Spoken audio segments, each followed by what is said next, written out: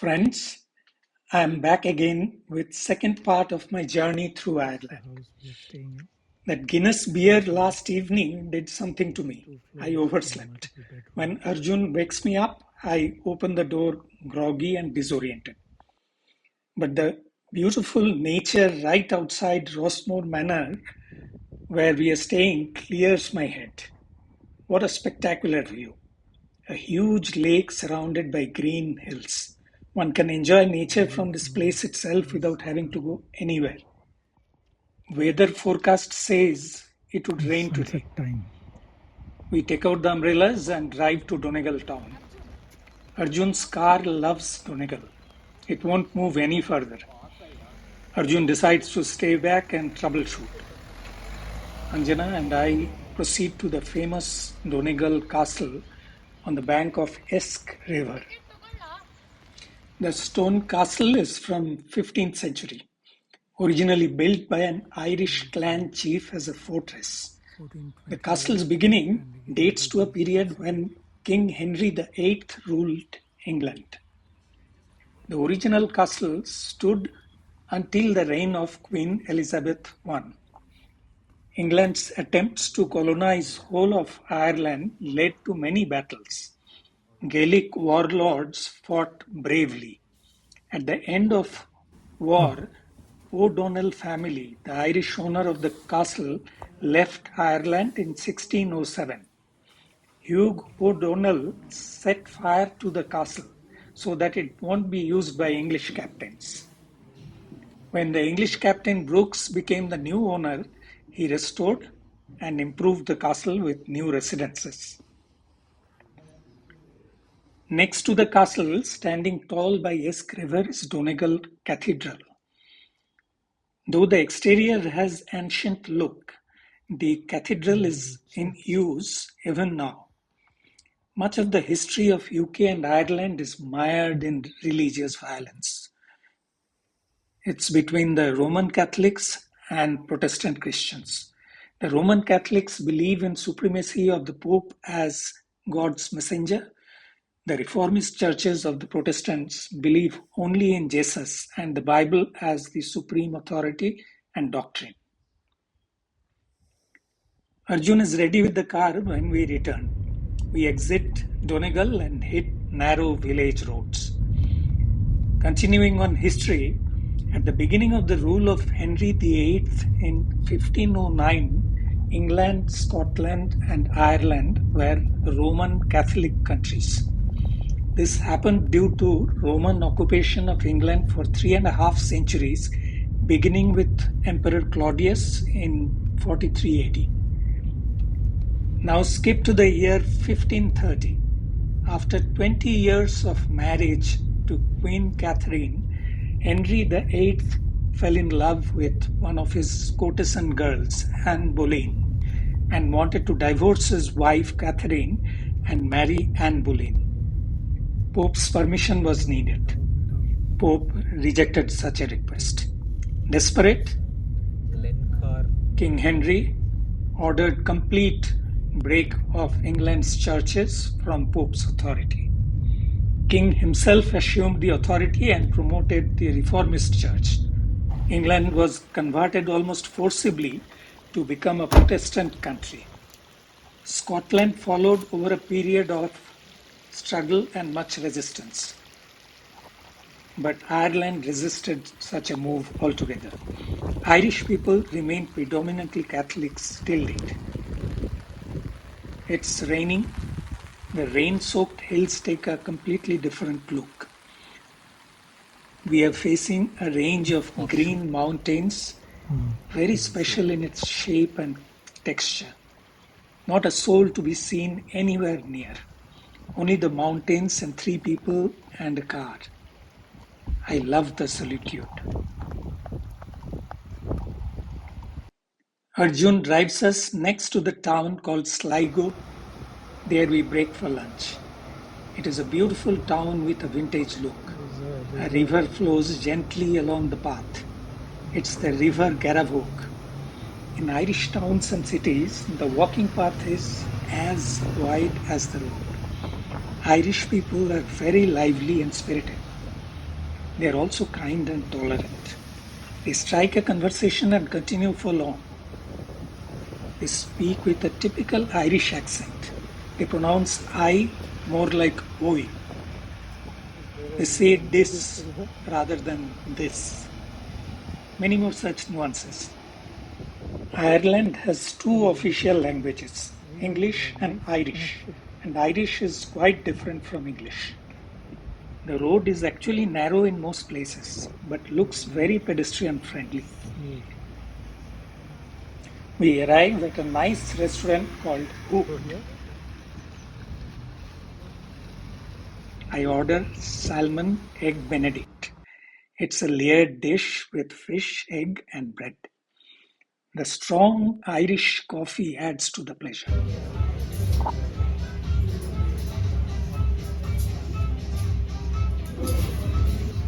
We now head to the Cathedral of Sligo.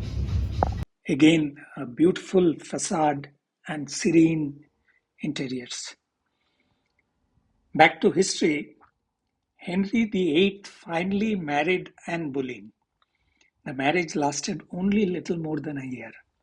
Anne Boleyn was accused of being unfaithful and executed when her daughter was only 1 year old. Many twists of fortune saw that daughter becoming one of the greatest monarchs of England, Scotland, and Ireland. She was the Virgin Queen Elizabeth I. Whole of Ireland came firmly under English rule towards the end of her 45-year reign. Ireland would regain its independence only 300 years later. Near the parking, we came across a beautiful statue commemorating the famine that hit Ireland in 1845 and lasted 4 years, causing 1 million deaths and another million to flee the country. Post-lunch, we proceed to the Glencar Lake. This is a picture-perfect location. There is the huge water body surrounded by green hills. This is springtime, so it is different shades of green everywhere. There are sprawling farms with sheep grazing. Baby sheep are trying to get mother's attention. They are hungry, I suppose. There is a beautiful waterfall in Glencar. We decide to take a walking path leading to the waterfall. The sound of water falling from height is so soothing.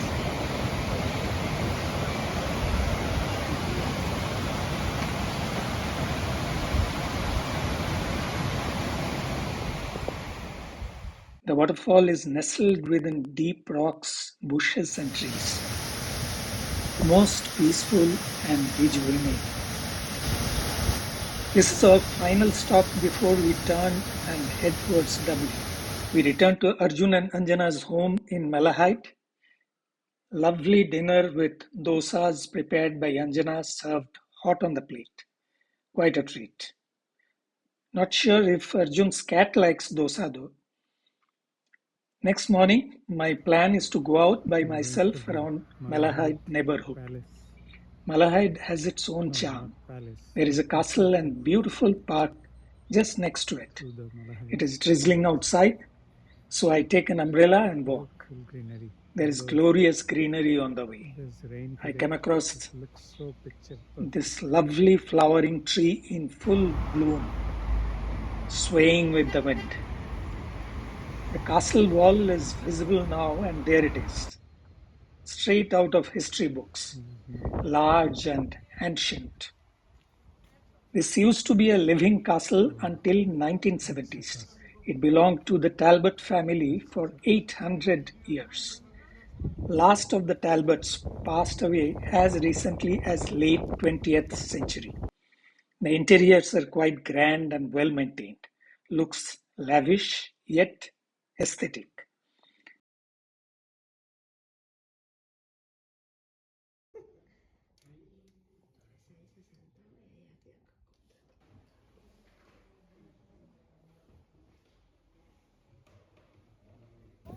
Outside the castle, there is this spectacular park that belonged to the Talbots. It is looking even more gorgeous due to rains. Ireland lacks a regular cricket stadium. When international cricket events happen, a makeshift stadium is created here in Malahide. Post lunch, Arjun drives us to the Broadmeadows estuary. This is where the Broadmeadows River meets the ocean. It is such an extraordinary sight with so many swans floating about. This is also a conservation area for swans. The swans are big and gorgeous. They flock to visitors who often feed them something. Anjana had brought slices of carrots that they love. Our next plan for the evening is to take a train to Dublin city centre and experience the cityscape. This is end of April and sun sets around 8:30 p.m. Daylight extends little beyond, so almost 3 hours for us to explore. Dublin has a population of 1.2 million. This is the Like GPO. most of Ireland, we notice that it is pedestrian friendly. The walking paths are wider than the To roads. Dublin We are city on center, O'Connell Street, which is an and arterial road in Dublin city centre. Here, trams actually look like trains with several coaches to them. There is an whose statue unusually is that? tall tower in the middle called the Spire of Dublin. It is 390 feet tall, pointing to the sky. Then there is this charming river, In Dublin, Liffey. and The there is bridge city looked center, mesmerizing during dusk. and this is Leafy River. This walkway along the river is so attractive. Arjun is clicking away while we are enjoying the moment. We arrive at a plaza. Yes, The easygoing and Arjun, city is bright and lively in the evening. People are in a relaxed mood at the end of a workday. I get my favorite picture here. Then there is this famous bar and pub called the Temple Bar. It is a sprawling complex with several entrances on two perpendicular roads. It is the favorite joint of Dublin for those who wish to chill. But I have a flight to catch tomorrow morning and I need to stay sober. So we settle for a vegetarian dinner at ISKCON restaurant called Govinda's. Then begins our hunt for the ice cream store.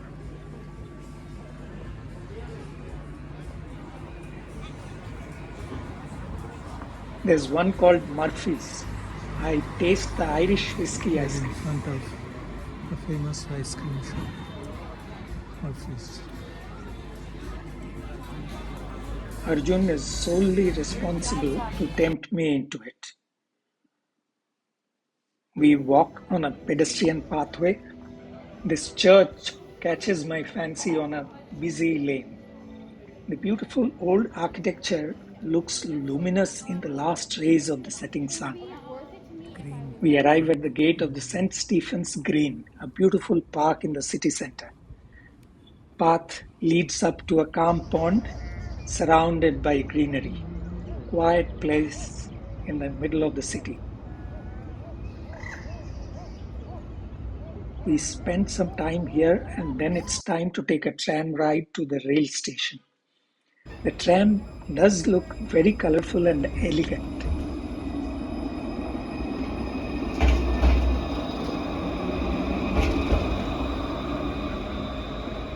I take the last shots on my camera and fading lights. Hustle bustle of the city has quietened down as night descends. Before taking the train, we have a look across the river to see the grand parliament building. Ireland is a parliamentary democracy.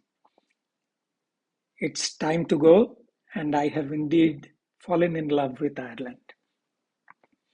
Arjun clicks the final picture of the day at Malahide downtown. Thank you, Arjun and Anjana, for the love and care to make this trip so special. I wish I can come again.